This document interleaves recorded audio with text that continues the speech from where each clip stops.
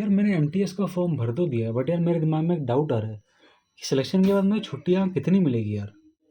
ये सीएल क्या होता है, आरएच क्या होता है यार, ईएल क्या होती है। ये सारी की सारी लीव एक साल के अंदर लैप्स हो जाएंगी। अगर मैंने अपनी एक भी सीएल यूज़ नहीं करी तो आगे फॉरवर्ड होगी क्या वो।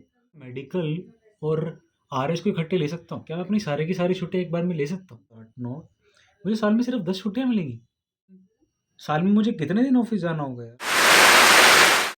इस तरह के आपके दिमाग में कई सारे डाउट्स होंगे जनाब कि आपको कितनी छुट्टियां मिलती हैं एक साल के अंदर, कौन कौन सी छुट्टियों को आप ऐड ऑन कर सकते हैं, कितनी छुट्टियां आप अवेल कर सकते हैं, कौन कौन सी छुट्टियां आपके आगे फॉरवर्ड होंगी, और आपको टोटल साल में कितने वर्किंग डेज में ऑफिस जाना है।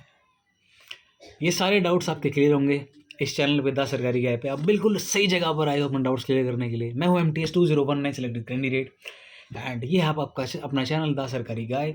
आप मेरे चैनल पर यदि पहली बार आए हैं तो चैनल को सब्सक्राइब कर दो, और मेरा सेम नेम है इंस्टाग्राम पे दा सरकारी गाय नाम से, उस पर वहाँ पे जाके फॉलो करना बिल्कुल मत भूलना। कोई डाउट रहे तो वहाँ पे पूछ सकते हो, और वहाँ पे तुम्हारा भाई मस्त मस्त फोटो डालता है तो वहाँ जाके आप एंजॉय भी कर सकते हो देख के मस्त है।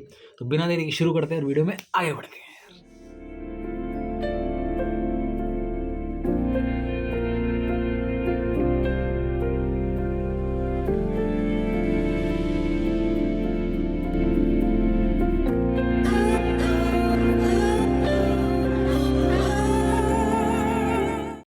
छुट्टियाँ छुट्टियाँ छुट्टियाँ, आखिरकार एक एमटीएस सेंट्रल गवर्नमेंट एम्प्लॉय को साल में कितनी छुट्टियाँ मिलती है, साल में कितने दिन आपको जाना पड़ेगा ऑफिस ज्वाइन करने के बाद। छुट्टी के बारे में बात करने से पहले मैं बात कर लेता हूँ आपके वर्किंग आवर्स के बारे में। तो अगर आपका सिलेक्शन एमटीएस के थ्रू होता है या सीएचएसएल कोई भी पोस्ट, तो मोस्टली आपको मंत्रालय ही मिलता है कार्य करने के लिए, चाहे वो गृह मंत्रालय हो, चाहे रक्षा मंत्रालय, चाहे विदेश मंत्रालय, वित्त मंत्रालय, या यूपीएससी का डिपार्टमेंट हो, या डीओपीटी हो, या कोई भी X Y Z textile ministry हो, या कॉमर्स मिनिस्ट्री हो, या कोई भी हो। उन सब के अंदर मंत्रालय की खास बात ये होती है कि आपके वर्किंग आवर्स फिक्स होते हैं और आपके वर्किंग डेज भी फिक्स होते हैं। वर्किंग आवर्स होते हैं 9 to 5:30। जी हाँ, बिल्कुल सही, 9 to 5:30 वर्किंग आवर्स होते हैं मोस्टली हर जगह पर। एंड वर्किंग डेज भी फिक्स होते हैं मंडे टू फ्राइडे। जी हाँ, बिल्कुल सही, आपको सैटरडे को जाने की बिल्कुल कोई भी ज़रूरत नहीं है, ना ही तो ऐसे आपको वेट करना कि ये सेकंड सैटरडे कब आएगा। सैटरडे आर फिक्स कि सैटरडे को ऑफ होना ही होना है, चाहे कुछ भी हो। हर सैटरडे संडे ऑफ रहेगा आपका। तो ये तो हमने कर ली सैटरडे संडे ऑफ वाली बात। अब हम बात करते हैं मेन जिसके बारे में वीडियो है, वो है आपकी छुट्टियाँ। ये एक पन्ने पर मैंने लिख लिया है, ये मैं आपको एक्सप्लेन करता हूँ धीरे धीरे, एंड लास्ट में आपको शो भी करूँगा क्या लिखा है इस पर क्या नहीं। सबसे पहले मैं उठाता हूँ कैजुअल लीव। जी हाँ, एक एग्जांपल लेते हैं, कोई भी एक्स पर्सन है, उसने इस जनवरी के अंदर ऑफिस ज्वाइन किया, उसको स्टार्टिंग में 8 CL मिल जाएगी, 8 CL मिलेगी, एंड वो उसे अवेल कर सकता है जब मर्जी चाहे। सीएल जो होती है कैजुअल लीव होती है, इसके अंदर आपको ऑफिस को पहले से इतना इंटीमेट करने की जरूरत नहीं होती है, या आप एट द स्पॉट, मतलब आपके कोई भी इमरजेंसी क्रिएट हो सकती है कोई भी, तो आप उस टाइम पे आपको सीएल यूज़ करनी चाहिए। ये आगे फॉरवर्ड नहीं होती है, ये साल के एंड में लैप्स हो जाती है। यानी कि 8 CL अगर आपको स्टार्टिंग में मिली है, ये पहले के टाइम पे बताते हैं कि 12 मिला करती थी, और अब ये आज के टाइम पे 8 मिलती है। तो काफ़ी डिफरेंस हो गया है, यानी कि लगभग 2/3 हो गया है अगर हम कंपेयर करें इससे। 66% रह गया है खाली। तो अभी 8 CL मिलती है। एंड फिर उसके बाद आती हैं आपकी रिस्ट्रिक्टेड हॉलीडेज, आर एच। ये होती है त्योहारों पे जो आपको मिलती है, जैसे कि फॉर एग्जांपल अगर हम बात करें, रक्षाबंधन एक ऐसा त्यौहार है जो पुरुष नहीं मनाते हैं, महिलाएं मनाती हैं। तो जो फीमेल स्टाफ होता है वो मोस्टली अपनी आरएच को रक्षाबंधन के दिन यूज़ करता है। और ऐसे ही छोटी होली या छोटी दिवाली होती है, उस दिन मतलब गवर्नमेंट की कोई ऐसा छुट्टी नहीं होती है, उसको हम आरएच में डाल देते हैं। एक बॉक्स सा बन जाता है कैलेंडर के पास, वो मैं आपको शो करता हूँ ज़रा, एक सेकंड। जैसे कि ये गवर्नमेंट का एक ऑफिशियल कैलेंडर है, सेना डाक सेवा कोड। अगर इसमें हम बात करें, जैसे कि ये बॉक्स बना रखा है 14 अप्रैल को लेके, ऐसे ही ये सब आर एच है आपके। और ये जो है आपके बचे, ये वाले, ये प्रॉपर आपके गेजेटेड हॉलीडेज़ हैं। और ये सारे जितने भी आपके आर एच है, इन सब में से आप सिर्फ 2 RH को अवेल कर सकते हैं एक साल के। और ये बात ज़रूरी नहीं है कि आप रक्षाबंधन के दिन ही अपने आरएच को अवेल करें। आपकी मर्ज़ी, आप जब मर्ज़ी उसे अवेल कर सकते हैं। कोई भी त्यौहार आ रहा है, अगर आपको कि चलो मुझे आरएच लेने की ज़रूरत है, तो आप एप्लीकेशन डाल के अपने आरएच को अवेल कर सकते हैं। बट याद रहे, साल में सिर्फ 2 ही आरएच मिलती हैं, तो 8 CL होगी, 2 RH, 10 हो गई। अब ये दोनों छुट्टियाँ जो होती हैं साल के एंड में लैप्स हो जाती है, आरएच हो चाहे आपकी CL हो। इसके बाद जो तीसरी हॉलीडे जो आपको बताने जाने वाला हूँ, इसको हम बोलते हैं कम्युनिटी लीव भी कहते हैं, या मेडिकल लीव भी कहते हैं कुछ लोग, या इसे हम प्रॉपर अगर सरकारी टर्म में कहें जो कागजों में लिखा हुआ डीओपीटी को, उसे हम हाफ पे लीव कहते हैं, यानी कि HPL। ये आपको साल के अंदर 20 मिलती हैं। 20 छुट्टियाँ नहीं मिलती हैं प्रॉपर, 20 हाफ पे लीव्स होती हैं, इन्हें मेडिकल लीव भी कहते हैं। इनके लिए आपको मेडिकल अपना लगाना पड़ता है कि आपको डॉक्टर से प्रिस्क्रिप्शन दिखाना पड़ता है, तभी आप इन्हें आप क्लेम कर सकते हैं। नॉर्मली आप क्लेम नहीं कर सकते हैं। डॉक्टर का प्रिस्क्रिप्शन होना इन छुट्टियों को क्लेम करने के लिए बहुत ज़रूरी होता है। और अगर हम प्रॉपर बात करें, जैसे कि 10 आपको हाफ पे लीव मिली स्टार्टिंग के साल के 6 महीने में, आपको 10 हाफ पे लीव मिल गई। मान लीजिए आपको जनवरी में आपने ज्वाइन किया ऑफिस, एंड जून तक के लिए आपके पास 10 हाफ पे लीव है। तो 10 हाफ हो गई, उनको अगर हम इंटू टू डिवाइड बाई 2 कर लेते हैं, यानी कि फुल डे अगर हम बनाए, यानी कि आपका 9 से 1 बजे तक का जो टाइम पीरियड होगा, लंच से पहले लंच के बाद अगर हम जोड़ दें तो वो 5 बन जाती हैं 10 की, यानी कि आपके पास 5 फुल डे लीव हो जाती है मेडिकल वाली जो होती है 6 महीने की। और पूरे साल की बात करें तो 10, और पूरे साल की हाफ पे लीव की बात करें तो 20। तो 8 आपकी CL, 2 आपकी RH, 10 आपकी ये, तो 20 छुट्टियाँ ही हो गई आपकी। और गिनवाता हूँ अभी और अब आपकी चौथी, ये इसके बारे में सभी ने सुना होगा, EL, earn leaves. Earn leaves आपको साल के अंदर 30 मिलती हैं 6-6 महीने के गैप पे। आपने अगर जनवरी में ऑफिस ज्वाइन किया तो आपके अकाउंट के अंदर 15 छुट्टियाँ आ जाती हैं। जी हाँ, बिल्कुल सही, 15 छुट्टियाँ। एंड जैसे ही आपका जुलाई में आप एंटर करेंगे तो 15 आपको और मिल जाएंगी। तो 15 वो और 15 ये, कितनी होगी जनाब? जी हाँ, बिल्कुल सही, 30। 15 × 2 30।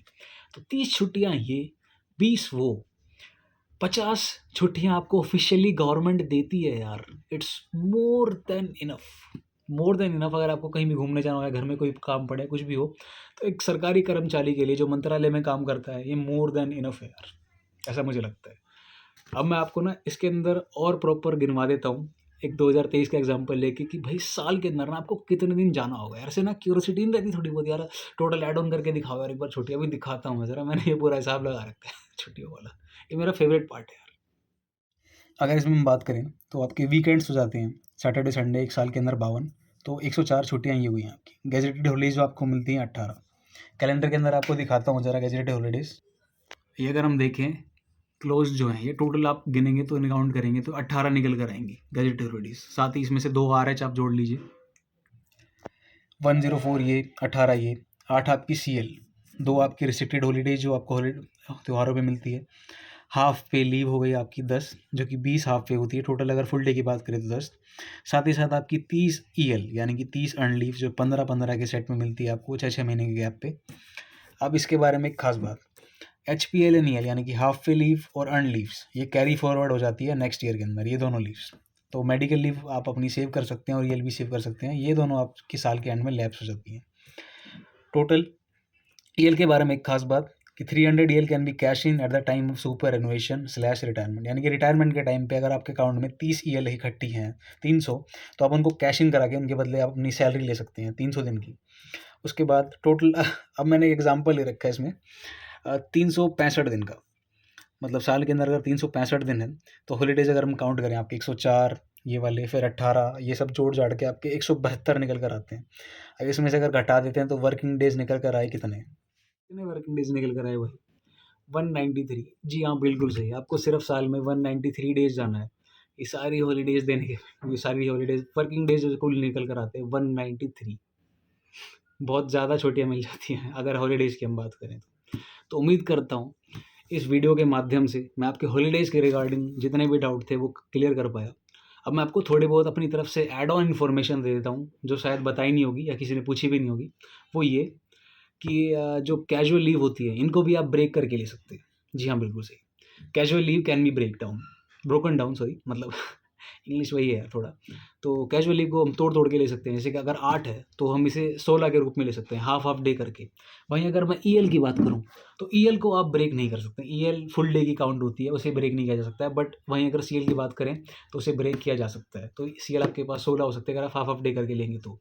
एंड साथ ही साथ और अगर मान लीजिए आपने फ्राइडे को छुट्टी के लिए अप्लाई किया है, एंड आपने मतलब मान लीजिए आपने मंडे को छुट्टी के लिए अप्लाई किया, आपने पूरा वीक नहीं आ रहे हैं और नेक्स्ट वाले वीक भी आप नहीं आ रहे हैं, तो अगर आपने EL आपने अप्लाई करी है तो आपका सैटरडे संडे भी उसमें काउंट हो जाता है। ये EL का एक छोटा सा ड्रॉबैक है।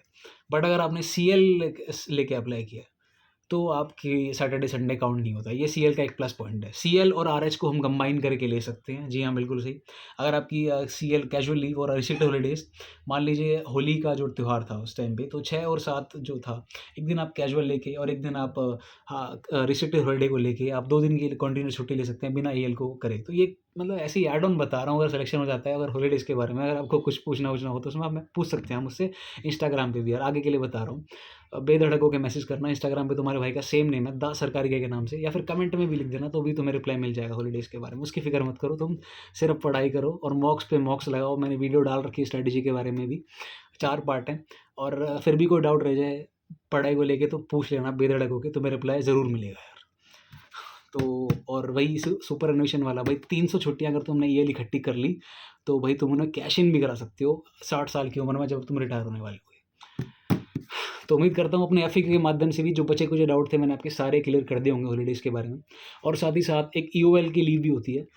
ईओएल को हम बोलते हैं एक्स्ट्रा ऑर्डिनरी लीव। ये जब ली जाती है जब आपको विदाउट पे जाना हो, या कोई भी किसी भी कारणवश आपकी सारी की सारी छुट्टियां मान लीजिए ख़त्म हो गई हों सर्विस के अंदर, एंड आपको लेकिन फिर भी कुछ भी आप घर के अंदर गृहस्थी में कोई दिक्कत है या कुछ भी अपनी आपसी कोई बात हो, तो आप अपनी ईओएल को अप्लाई कर सकते हैं। इसमें ये रहेगा कि आपको सरकार जो है वो सैलरी नहीं देगी, आप सरकार के अंदर नियुक्त रहेंगे। आप जब भी ज्वाइन करेंगे, जब से आपकी दोबारा सैलरी शुरू हो जाएगी, बट उस टाइम पीरियड के अंदर जब तक आप घर पे हैं या बाहर कहीं भी हैं, तो वो ईओएल में काउंट होगा एक्स्ट्रा ऑर्डिनरी लीव में, उसकी आपको तनख्वाह नहीं मिलेगी। ये उसका ड्रॉबैक है। तो यही था मेरी तरफ से यार हॉलीडे वाली वीडियो में। एक एमटीएस है, सेंट्रल गवर्नमेंट एम्प्लॉय को साल के अंदर कितनी छुट्टियां मिलती हैं। उम्मीद करता हूँ आपको वीडियो पसंद आई होगी, और बिल्कुल ही पसंद आई होगी यार। तो पसंद है तो लाइक कर देना, अपने दोस्तों से शेयर कर देना, चैनल को सब्सक्राइब करना बिल्कुल भी मत भूलना। एंड वन मोर, एक और बार रिपीट करूँगा यार, इंस्टाग्राम पे फॉलो करो जाके, सेम नेम है यार द सरकारी के नाम से, वहाँ मस्त मस्त अपनी फोटो डालता हूँ मस्त वाली, तो जाके देखो और मज़े करो यार। Bye bye, take care, this is all from my side, your सरकारी का, not just an government employ.